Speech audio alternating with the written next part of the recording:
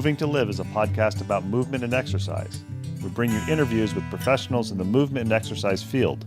The goal is to provide information for other professionals and also amateur movement aficionados, people who understand that movement is part of what makes life complete. Some of the people we interview you will have heard of. They're well known in and outside of the movement and exercise profession. Others you may not have heard of, but they have a great deal of knowledge to share. Many people doing the best work spend their time working with people, not working on their social media presence. We're going to give you a chance to learn from some of these talented and knowledgeable individuals, and we're going to learn along with you. Moving to Live podcasts are going to be short. Each interview will be long enough to impart usable information, but short enough to be able to be consumed in a single bout, during your workout, commute, or even during dinner prep. We all like long-form interviews, but time is valuable. Moving to Live wants to give you the option to learn and be entertained without needing to commit 60 minutes at a time for an interview. Give Moving to Live a listen. Check out our sister podcast, FitLab PGH, which highlights people, businesses, events, and activities in the Pittsburgh, Pennsylvania area that make movement a priority. Moving to Live would love to hear from you. Want to connect with us or have an idea for somebody you think we ought to interview? Drop us an email, mov2liv@gmail.com, or connect with us on Instagram and Twitter, both _mov2liv. We're excited to bring you these interviews, and we think you'll enjoy each and every one that we bring you.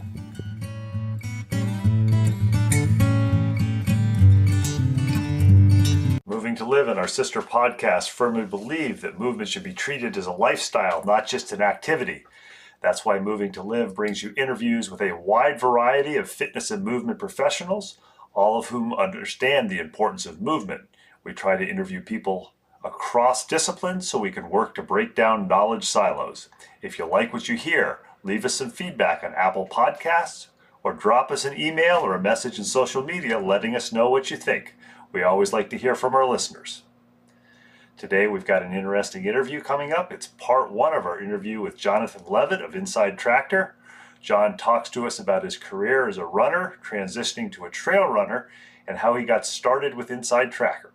If you don't know what Inside Tracker is, we'll cover it briefly in part one of this interview, and in part two, coming in 2 weeks, we'll discuss in more detail what Inside Tracker is and how you can possibly use it as part of your movement practice. Welcome back to another edition of Moving to Live. One of the most interesting parts of doing a podcast is getting connected with people who are doing interesting things and having interesting stories.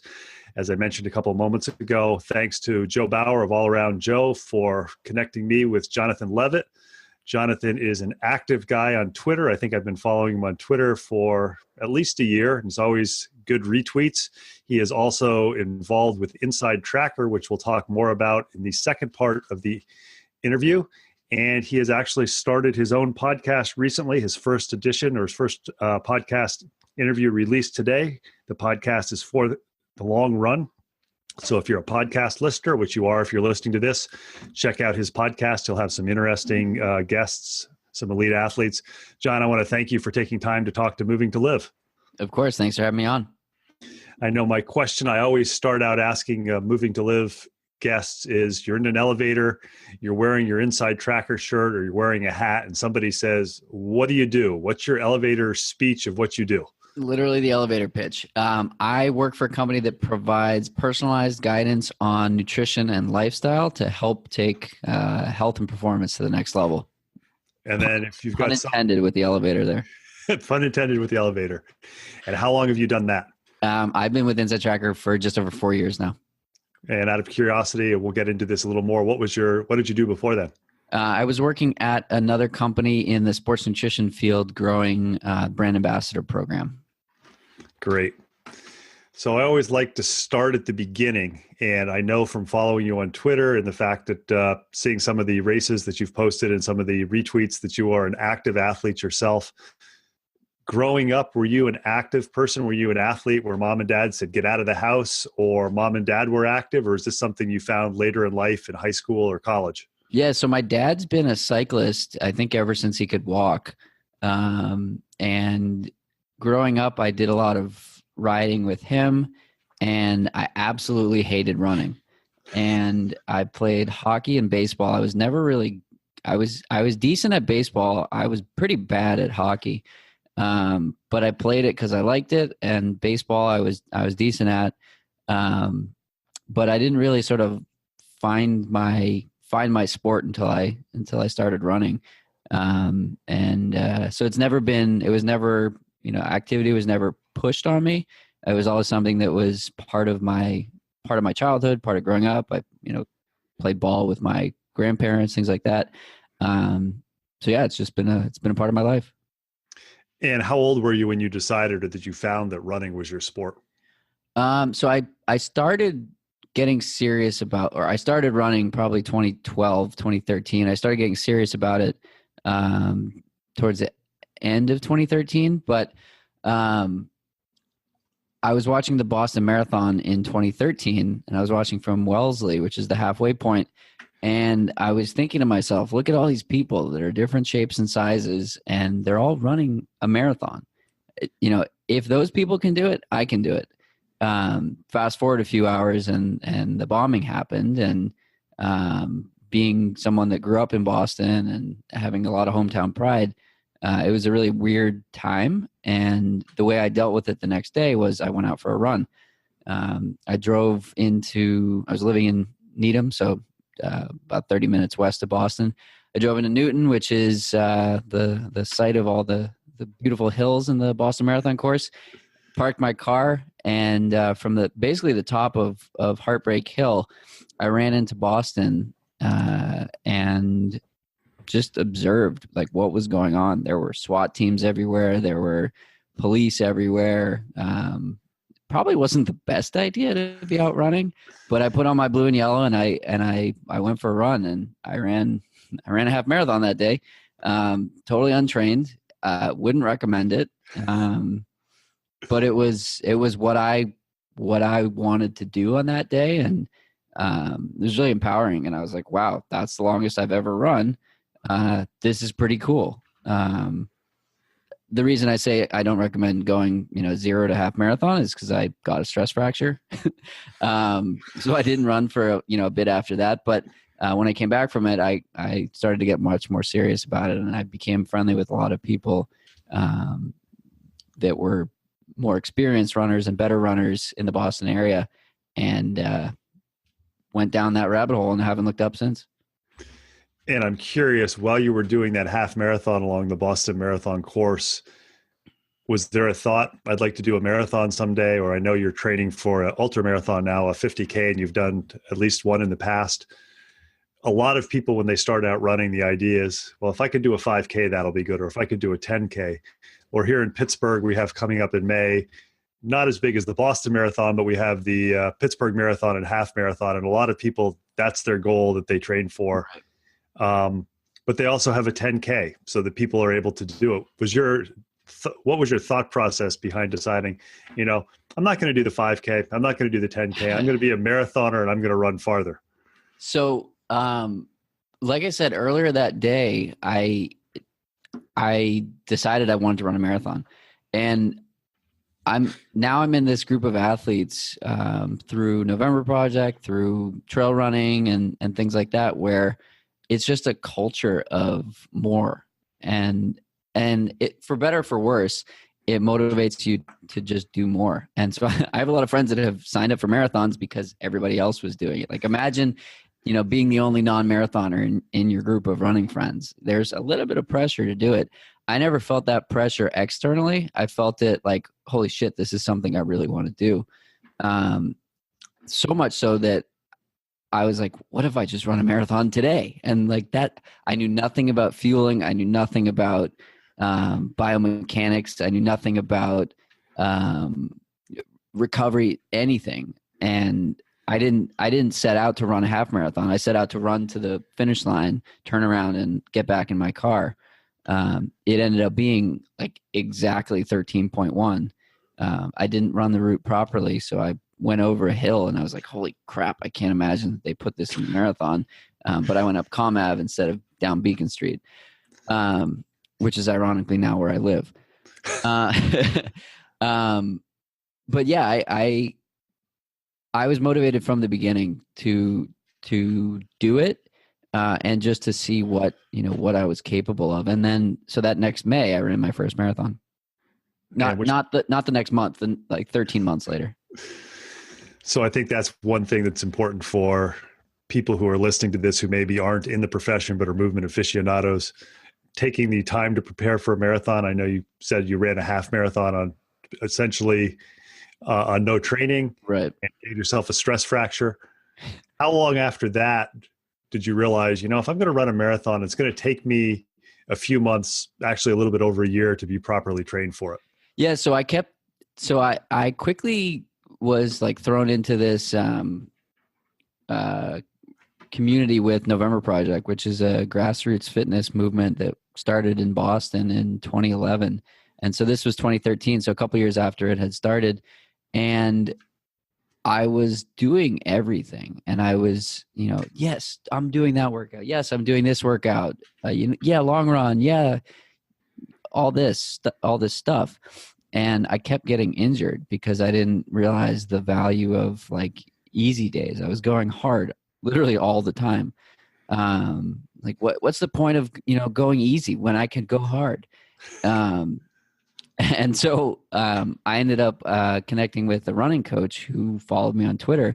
He was like, dude, you're injured all the time. Like, I can fix that. So I started working with a coach, and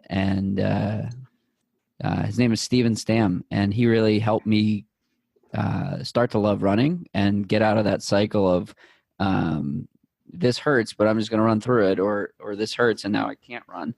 And so we took, 5 months of dedicated training to get to that marathon.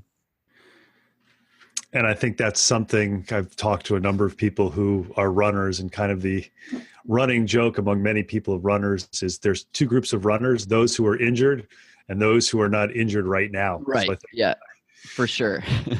And it seems that as you progress in age, as people get older, they're easier for them to get injured, but you also start to get a little bit of humility, as it sounds like you got, and you realize, oh, maybe I don't know everything, or maybe just because it isn't a gut-wrenching workout where I finish up on the couch with a pint of ice cream because I don't have any energy, maybe there's some benefit to not having every single workout like that. Yeah, and I've learned, I've done my fair share of that, and I'd like to think that I've finally learned. I'm working with another coach now, and I've been with him since last July, and our approach is pretty much like a low risk, conservative approach focused on consistency over the long term versus, gut busting and punishing workouts, every week. And I'm healthier than ever before, and I'm open to adapting and, dropping a workout if, I'm not feeling 90% or whatever. And it's just interesting, like what you learn, and you have to learn, like, you can't just tell people, you just have to fail and learn the lesson over and over and over and over again before it finally hits home that, like, okay, sure, you can take an extra day off and it's not the end of the world. And those rest days save seasons. And I'm curious, I know we were chatting a little bit before we started recording, and you were training for an ultramarathon that's a trail run now. And I know they're very often people who are runners, especially if they live in cities, it's sometimes hard to get to trails. And I know many people who are runners like, well, I don't want to do trails. It's too easy to trip and fall and hurt myself. And then there's another group who basically says, trails are where it's at. I avoid being on the road at all possible. I've always been a fan of the trails, and I do a lot of my running with two of my dogs. And this summer I switched literally 100% to trails because one of my dogs had some muscle problems. And I was amazed, even though intellectually I knew this as a fitness professional, I have significantly less pain and actually enjoy my running more than I did when I was mixing hard surfaces and soft surfaces. Yeah, it's wild how that works. So for the last handful of years, I've been training for road races, particularly marathons. So, you do these punishing 18, 20, 22-mile runs, and you can't walk the next day. And, I would have a 30-minute run scheduled, and it would feel awful.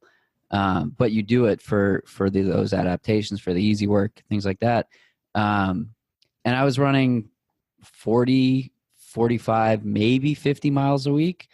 And so training for a 50K last fall, I moved half my miles over to the trails. And so I was running 55 to 72 miles in the week. So significantly more, but half of those miles were on trails. And I would run 3-4 hours on Saturday and then run 90 minutes on Sunday.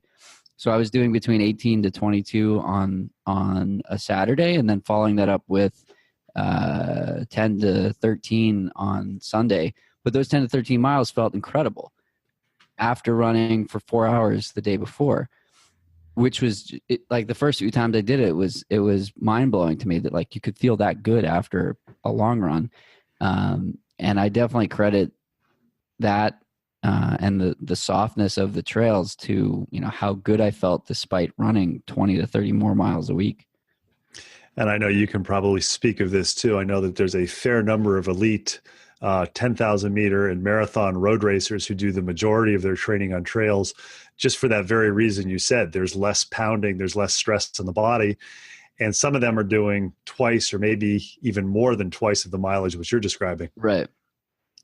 Yeah. And it's interesting because the more that I get to know some of these coaches or athletes that are at that level, they're doing workouts and they're doing workouts and they're doing long runs on dirt roads, and they're looking for dirt instead of pavement, despite training for road racing. I was out in Flagstaff, and one of the most popular areas for workouts is a place called Buffalo Park, where some of the world's most elite athletes train. You get Olympians, you get the highest of high level athletes, and it's a dirt loop with some gravel, and it's at 7,000 feet, so it's pretty freaking hard.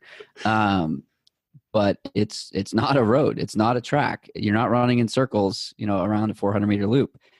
You're running a mile and a half loop around mountains, and it's gorgeous. So you have this like, holy shit, this is a beautiful place.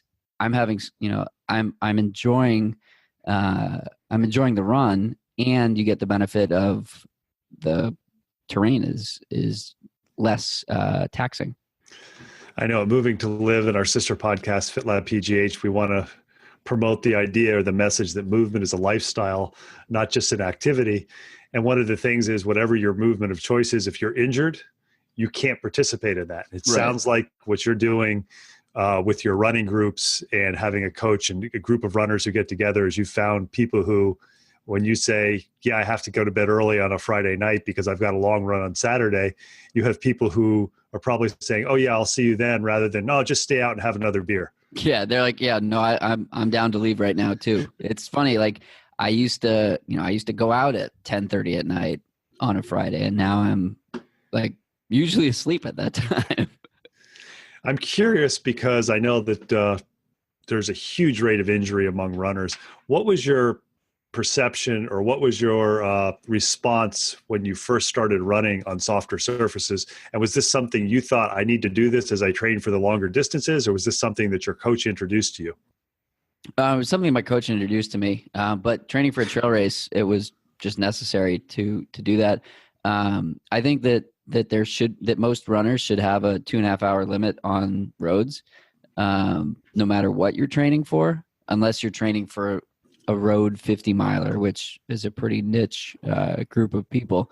If you're training for a road marathon, the benefits or the potential risks outweigh the benefits, no matter if you're running a 3-hour marathon, a 4-hour marathon, 5, 6, 7-hour marathon.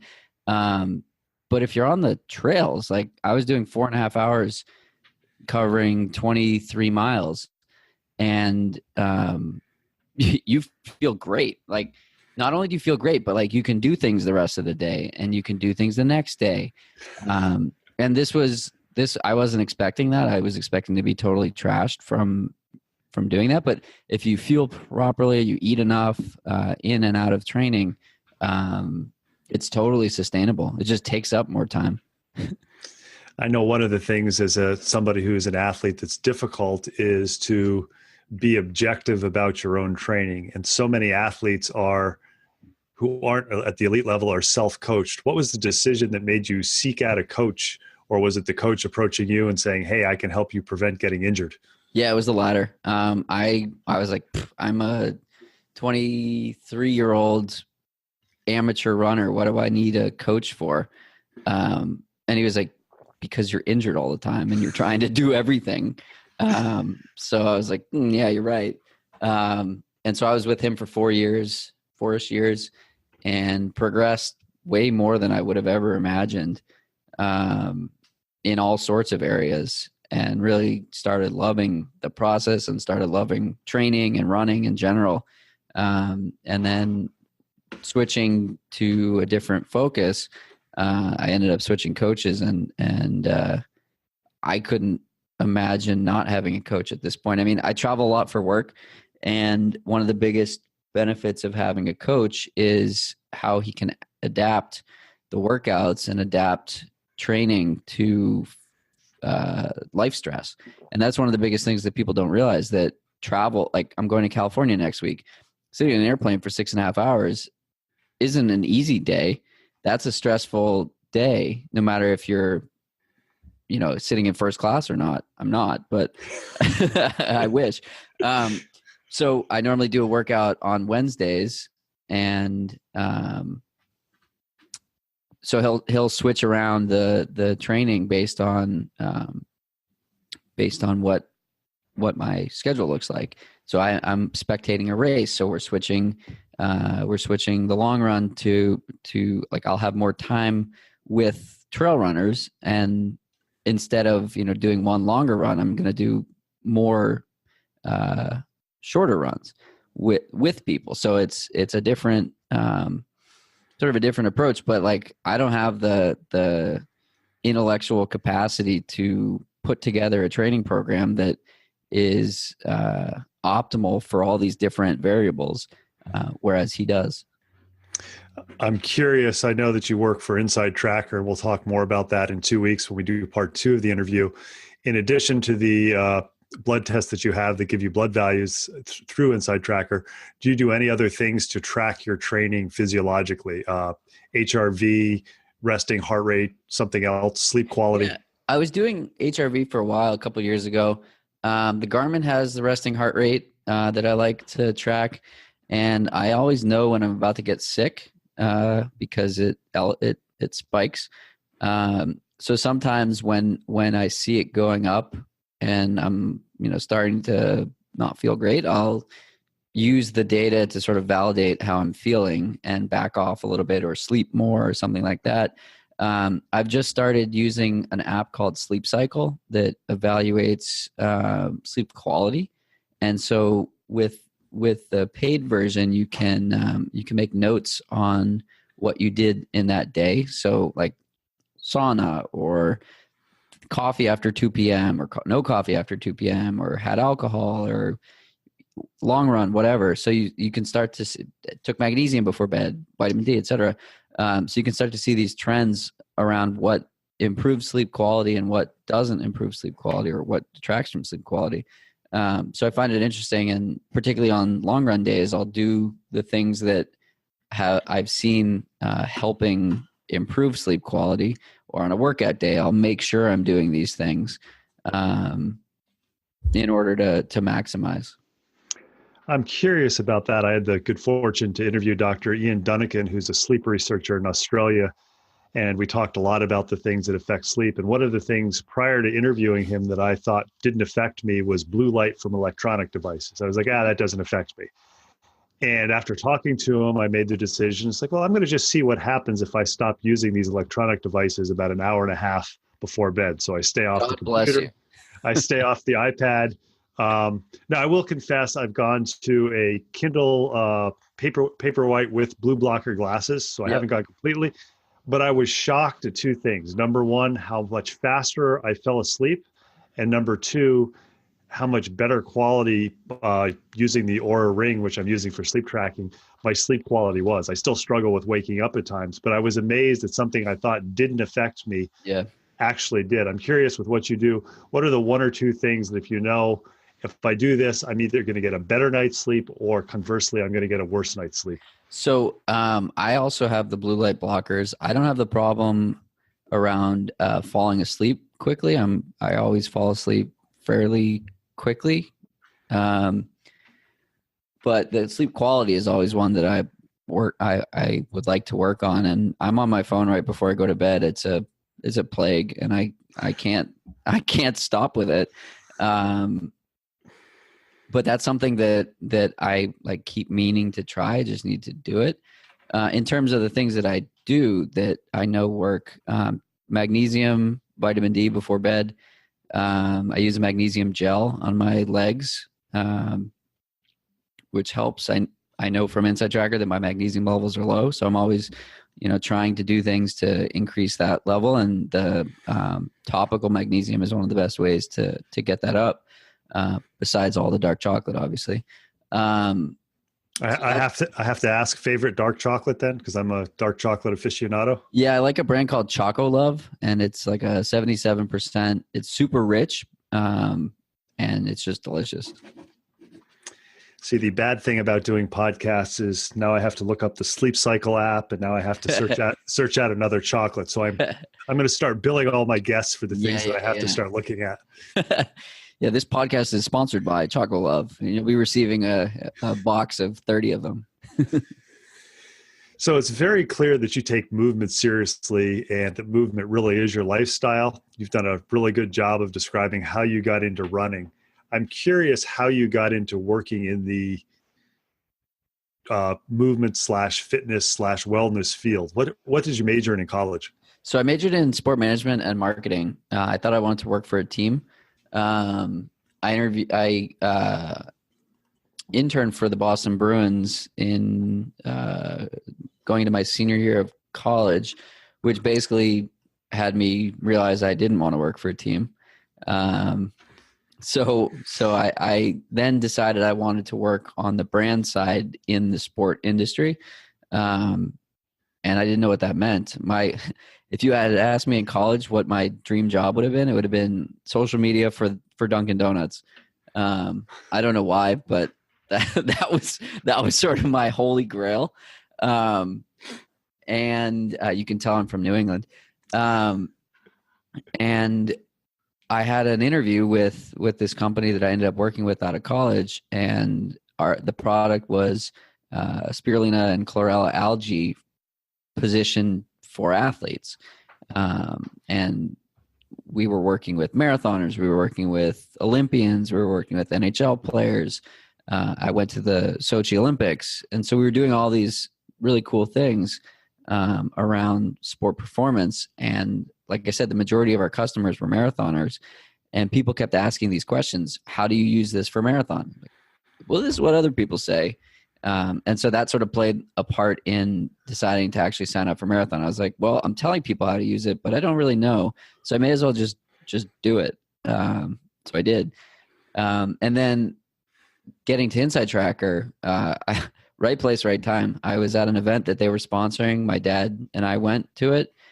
He was like, yeah, check out this event. The event was put on by a group called Executive Athletes. So I was the youngest in the place by, I don't know, 20 years, 10 years, I don't know. And I was telling the CEO and founder about what I was doing for work, and they were like, okay, why don't we hire you? So that was, I was like, I like my job, but I'm open to conversation. And a couple of weeks later, I was working on Inside Tracker. We've been talking to John Levitt. He works for Inside Tracker and has just released his first episode of his podcast, For the Long Run. So check it out if you want to hear about high-level athletes and individuals, talk about what keeps them motivated. We're going to come back in 2 weeks and talk to John more about what Inside Tracker is and how for active people it can potentially benefit not only their quality of life, but if they're athletes, their training. John, I want to thank you for taking the time to talk to Moving2Live. Of course. Thanks for having me on.